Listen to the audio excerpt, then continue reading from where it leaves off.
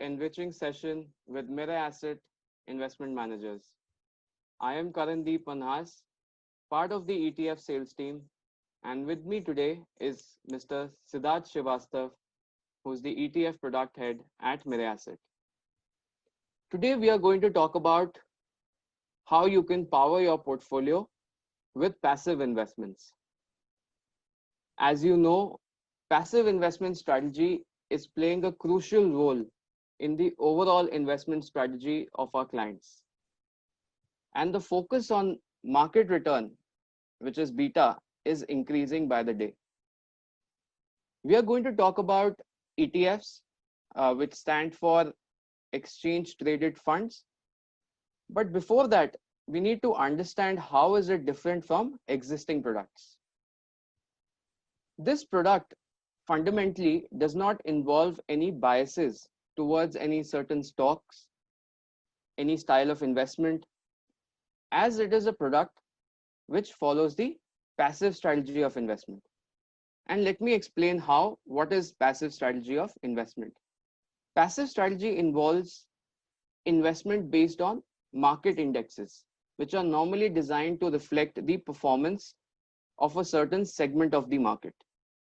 An index can be made on, the most popular indexes are based on the market capital of the companies. For example, Nifty 50 or Sensex. And similarly, the possibilities of forming indexes are endless. In fact, a very astounding fact is that there are more number of indexes in the global markets than there are stocks. And these indexes can be designed, as I mentioned, based on various factors and various rules. And, it can range from different factors, like, it can even be on a certain economy or a certain region in the world economy.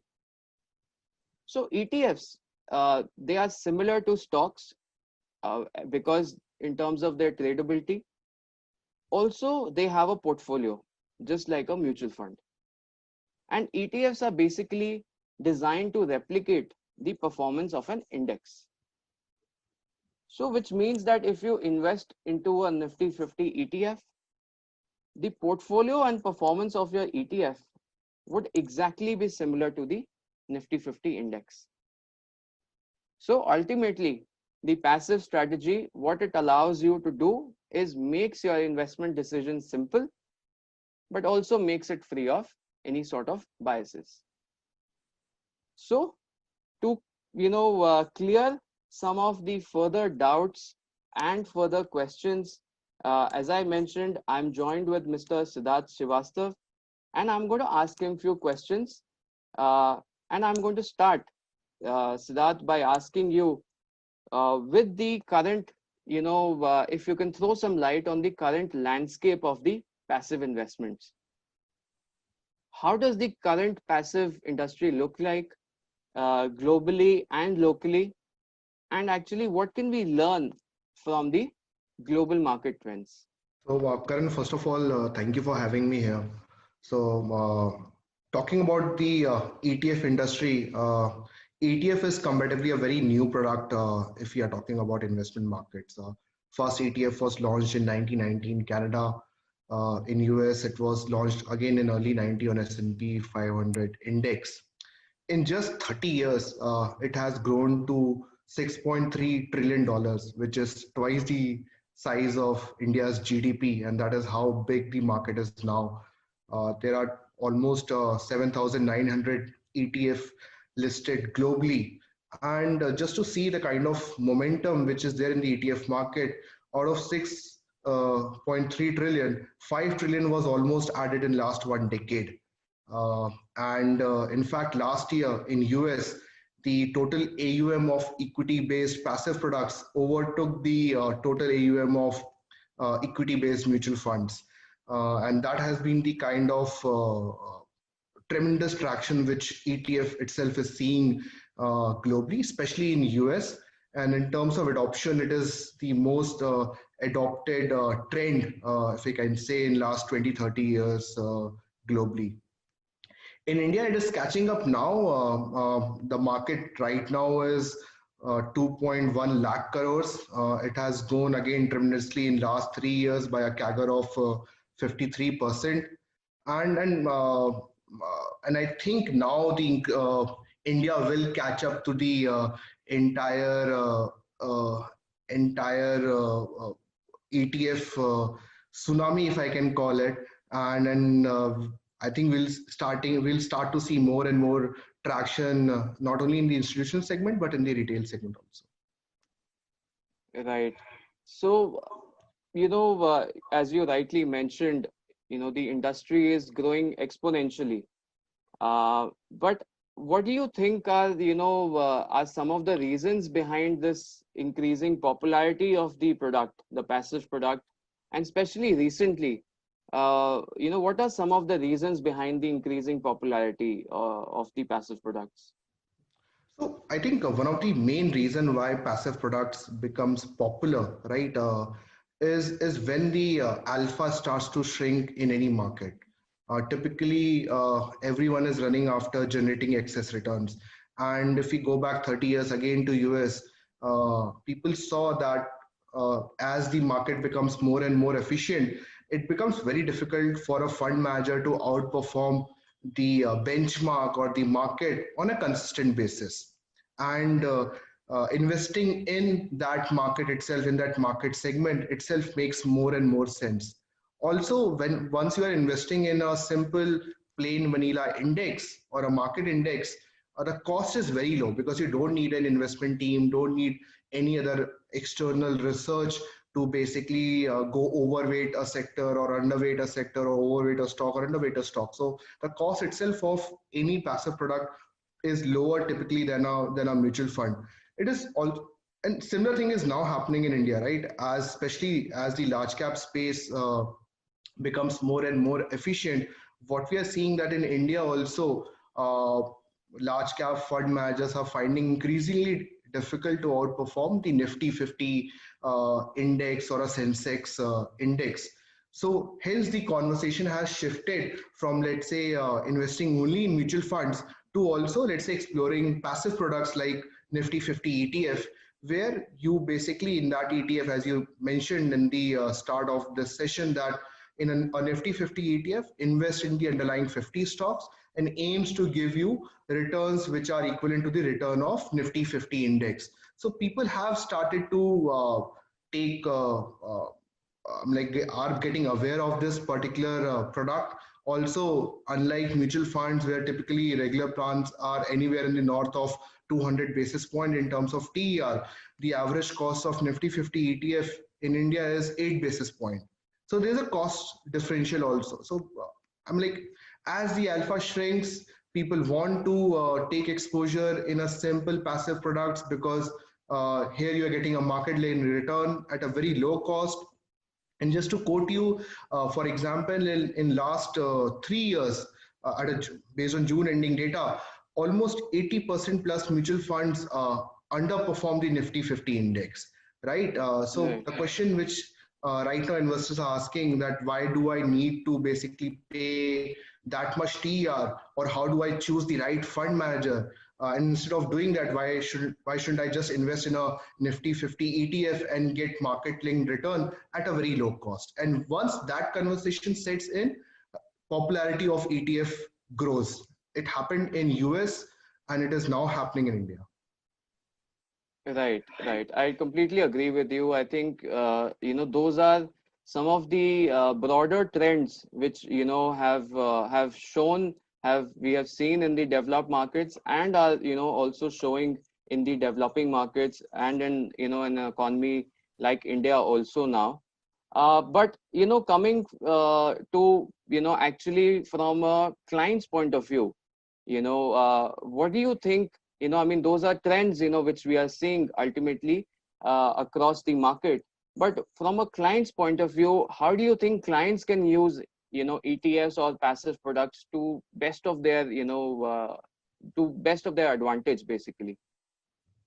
That's a very interesting question. I'm like, we are talking about a product which is doing well, especially does well in efficient market. But how can we use ETF or an investor use ETF, right? That's uh, So, for example, while we are saying that ETF is low cost, a lot of mutual funds continues to underperform a benchmark index. So it makes sense both in terms of, let's say, generating market link return, uh, avoiding manager risk of underperforming a benchmark, and doing all this with low cost.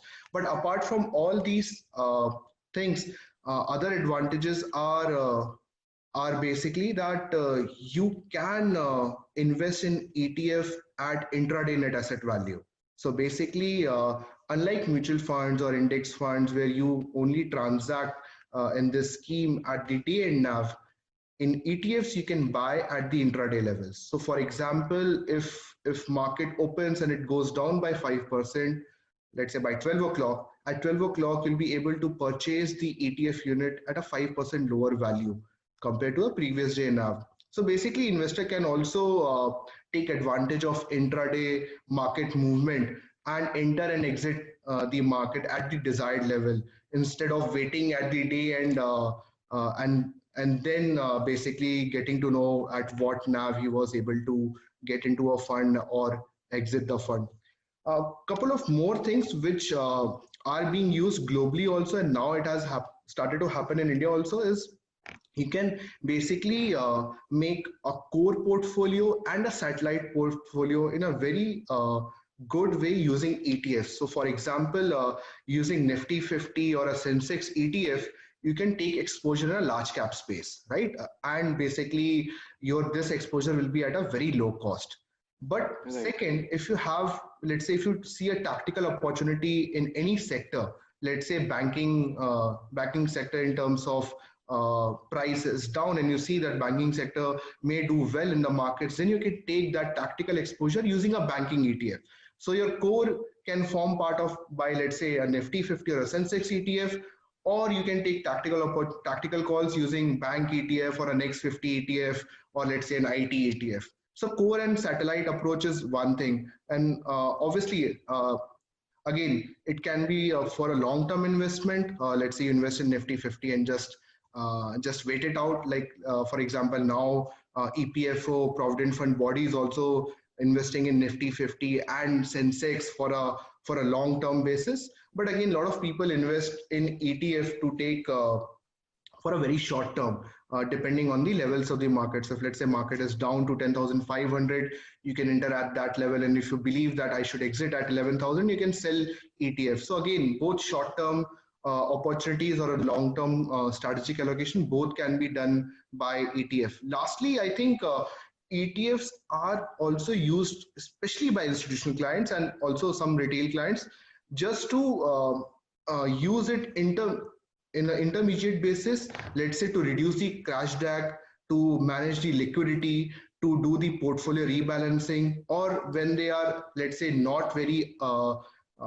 in between funds, then they can, let's say, park the money in ETF for the time being in, let's say, a liquid ETF or a Nifty ETF, so that they are reducing the cash drag. And during this time period, they are taking market exposure using Nifty 50 or let's say investing in a liquid ETF and ensuring that they are earning some returns instead of sitting on cash.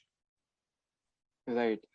I think yes, those are some very interesting strategies, which the clients can use, and a broad range of clients you have defined, which can use, who can use these strategies.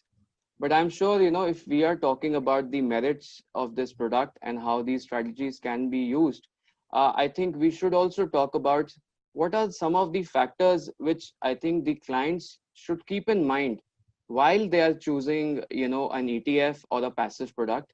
So, Siddharth, if you could throw some light on this point, that if what are some of the parameters or factors which the client should keep in mind before they choose a certain ETF. So, Karan, that's a very good question. As a lot of people already know that ETF can be transacted through two ways. One, you can go to the exchange and buy and sell ETF just like a stock. So trading and settlement both happens like in case of like it happens for stock. Or you can come to the AMC. and you can buy and sell, but here the transaction happens in a much larger quantum called creation unit size. But on exchange, you can buy and sell in any quantum. It can be 1 unit also, it can be 100 units also. So sticking to the exchange part, there are a couple of things which investors should focus on. First is basically whether the ETF is priced correctly. Okay, because for example, let's say the NAV of an ETF is 100 uh, yesterday and the market went down by 1%, whether the ETF is available on the exchange at, let's say, 99 rupees. So investors should be aware about that. And a lot of AMCs are also putting the real-time net asset value of ETF, which is the indicative price of the ETF, on their website. So Mira Asset also does that. So on Mira Asset website, you can go and see what the real-time quotation of ETF should be, and typically just use it as a reference and see if on the exchange you're also getting the same price. So that is one thing which investors should be aware about. Second is obviously liquidity. So if you are buying, let's say, 1,000 unit or a 10,000 unit, whether that sort of liquidity is available in the exchange, and that you can see from the order book of that particular ETF, right? So these two are very important point when you're obviously trying to transact on exchange. Other point which you can focus on is the tracking error and the tracking difference, basically how well a particular ETF is tracking the uh, uh, underlying index on a regular basis. So that just tells you how efficient that particular ETF is. But I think if you're transacting on the exchange, it is much more important to be aware about the right price and the liquidity of the ETF, so that you're able to get the entire quantum which you desire at the right price, both at the time of buying and selling. And as I mentioned, in our case and in case of couple of other AMCs, such sort of indicative values is updated on a real-time basis. So for example, on Mira Asset website, it is updated every 5 seconds what the price of a ETF should be. Okay. So, see, Siddharth, why I asked that question was because recently, as we have seen the data, a lot of new investors have also become part of the equity markets, during this massive correction and recovery which has happened.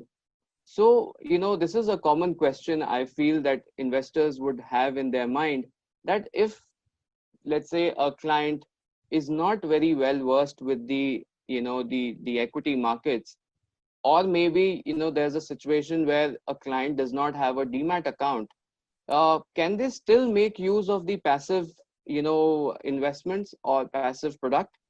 Also, a question which is related to that is that how do you compare index fund with with an ETF? So, in obviously in passive domain, apart from ETF, which obviously requires demat account because it trades like a stock, all the settlement, and it reflects in your demat account. So everything is like a stock.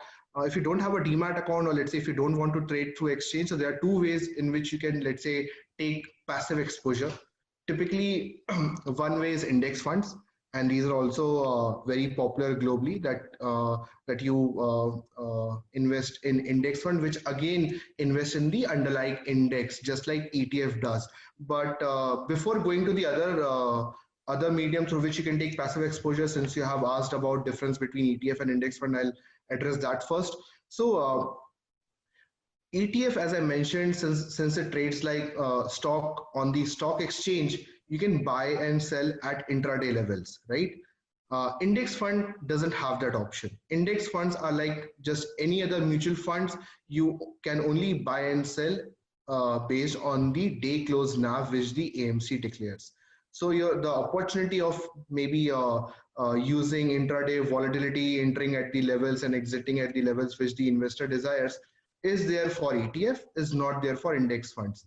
Typically, usually ETFs have a lower tracking error compared to index funds, and typically again has a lower expense ratio than index funds. But yeah, there can be scenarios where index funds also have lower expense ratio, or the tracking error. So these are three broad differences if we are talking about index funds and ETF. Now there's one more way, and especially which is now getting popular in India, is using the fund of fund medium to take exposure in a passive strategy.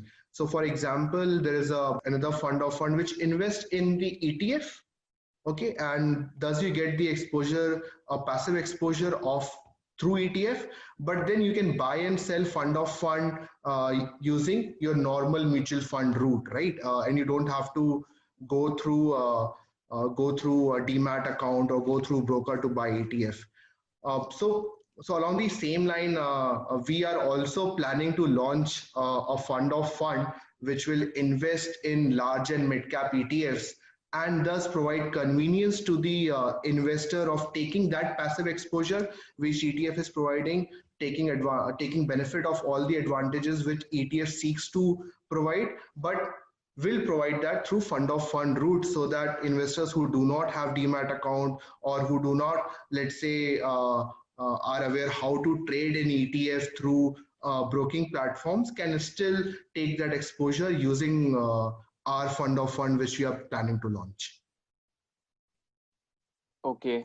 So, thanks, Siddharth. Thanks for your views, and I think you very well explained, the different aspects of investing into, a passive strategy, whether it is a fund of fund or an ETF. So, now that I think, we have addressed, a lot of questions which might be in the mind of the investor, if you can just give a background of Mirae Asset. What background does Mirae Asset have in the ETF industry specifically, and what plans do Mirae Asset India have going ahead in the future? Sure. So, I'm like, in India, Mira Asset is prominently known as a active mutual fund house, but globally, we are very bullish on ETFs since several years, and in fact, we have presence in nine markets, and we own ETF specialized companies like Global X in the US, Horizons in Canada, Beta Shares in Australia. In all these markets, in aggregate, we manage around $38 billion in AUM on the ETF side only. In terms of number of schemes, we are managing around 370 schemes globally. So we have a lot of global expertise when it comes to ETF. In India, we ventured into this space in 2018 by launching our first Nifty 50 ETF.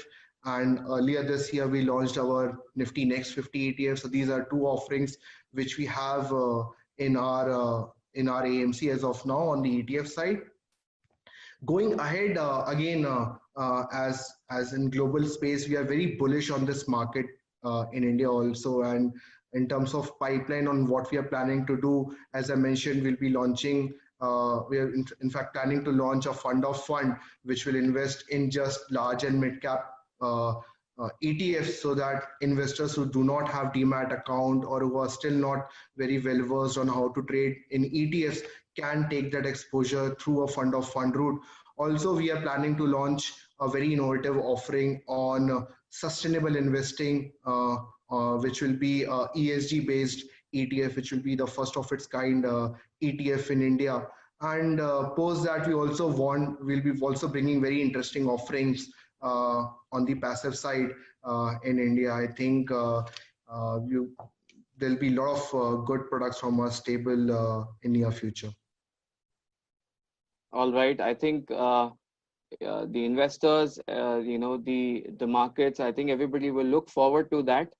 And with that, we come to the end of the question and answers round, or the questions which I had in my mind for Siddharth. So thank you so much, Siddharth, first of all, for your insights, and I'm sure this information will be very helpful for all the investors. We will be taking questions from the audience. So I will request all the people who have logged in, if they can put their questions in the chat box, we can take some of the questions as well. So I think by the time the questions come, let me just guide you that for product labeling, for riskometer, performance, and other detailed information on our schemes, please go to our website, which is www.miraeassetmf.co.in. Okay, so we have all the required information regarding our ETFs, the things which Siddharth mentioned, things like real-time NAV, which we publish on our website, and other information, our fund facts regarding our ETFs can be found on the website itself. I think one common question, Siddharth, which is coming up is that how to trade in an ETF, because this product, it's a mixture of a stock and a mutual fund because it has a portfolio. I think there is, a common question which is coming out, which is how to trade in an ETF. So if you can throw some light on that. Yeah, so as I mentioned in our discussion earlier, so trading in ETF is just like trading in stock. Simply go to your broking account, search by symbol, by ISIN, by name, the ETF in which you want to transact in, and you simply buy the amount of unit which you want to buy, or sell the amount of unit which you want to sell, just like you do it for stock, right? And it will get executed, it will get reflected in your demat account again, just like stock. Only couple of things which you need to focus on is and that is true for the stocks also, just to be just be aware what the price of ETF should be, and that, as Karan mentioned, you can go ahead and look at the AMC website where real-time net asset value is reflected, like it is reflected on Mira Asset website, and also the quantum which is there on the order book. So for example, if you are buying want to buy 1,000 units, does that amount sort of liquidity is available on the exchange or not, and that you can see on the order book.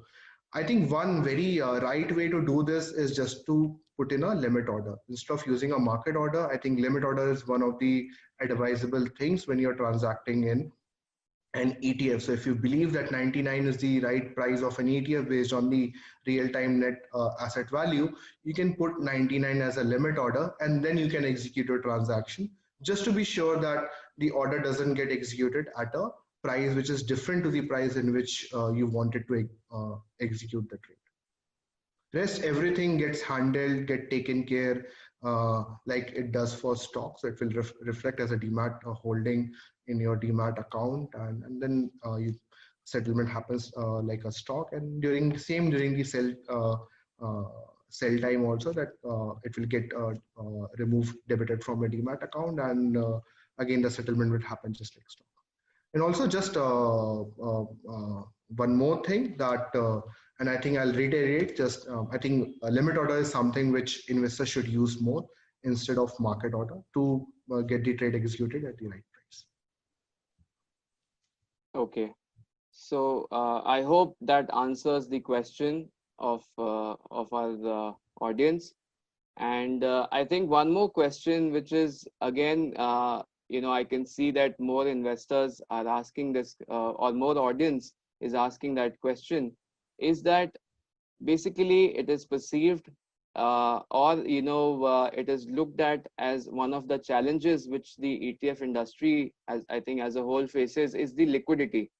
So one of the common concerns, I think, is that how is liquidity controlled in an ETF? If you can, throw some light on that. So I think liquidity in ETF has increased in recent times. So while there's still obviously a lot of scope to increase, but it has increased, right? S&P 500 in US, for example, is one of the most traded script in US, and we are seeing some momentum on the liquidity side in India also. So unlike stock, what happens is there is an authorized participant, or rather you can, or a market maker, which plays a very prominent role in providing this liquidity. And why I'm mentioning this is, for example, let's take example of forex market. If you want to buy US dollar you go to, let's say, HDFC Bank branch to buy it, or if you want to sell US dollar, you go to a HDFC Bank branch to buy it, right? And that particular branch will buy US dollars also from you and sell US dollars also to you, and that they do it around the dollar rates which are going at that time, charging some spread, so that basically they earn something from it. So that is how this market maker also functions, or other authorized participant functions in the ETF market. And these people are appointed by the AMCs and are appointed for typically for each and every ETF to provide such sort of liquidity on the exchange. So what these guys do is these guys provide both buy quotes and the sell quote on the exchange, typically around the real-time net asset value, so that there is liquidity on the exchange around the real-time net asset value, so that ETF trading is around about the correct levels and the liquidity is there. So for example, let's say if an ETF, in case of an ETF, let's say only 1 CR or 2 CR of units got traded today, it doesn't mean that there was no liquidity for that particular ETF. An authorized participant was there, and he could have processed more units on the buy side also or on the sell side also if there was a demand, just as in case of the HDFC Bank branch, who could have let's say taken more US dollars or given out more US dollars if more people would have walked in. So in case of ETF, yes, trading volume is important, but also know that there is a market maker who is present in the ETF market, typically AMCs like us. Especially, we have our own sister concern, Mira Asset Capital Markets, which is a market maker in our case, who are there on the exchange, who provide these quotations on the exchange around the real-time net asset value, so that there's always liquidity on the exchange, even if there is a demand, or even if there's no demand on a particular date. So I think that is one way how liquidity is maintained for the ETF. So even if you see less trading, you can see that in the order book there's always both buy and sell quotes present to process any orders which may come up. So that is how typically liquidity in ETF is managed. So apart from your investors who is willing to buy, who is willing to sell, apart from those, there's also a concept of AP, which I just mentioned, which also plays a huge role in maintaining the liquidity at the right level. And I think that is what Mirae Asset strong point is, that we have our own in-house company doing it, so that our quotations are always around the real-time net asset value, and the liquidity is always there on the exchange. Right. So I think that was a very beautiful analogy which you presented to explain this concept, that how does liquidity matter, and how do we control it in case of an ETF. So I hope this question was also answered, and the query is solved of the the audience.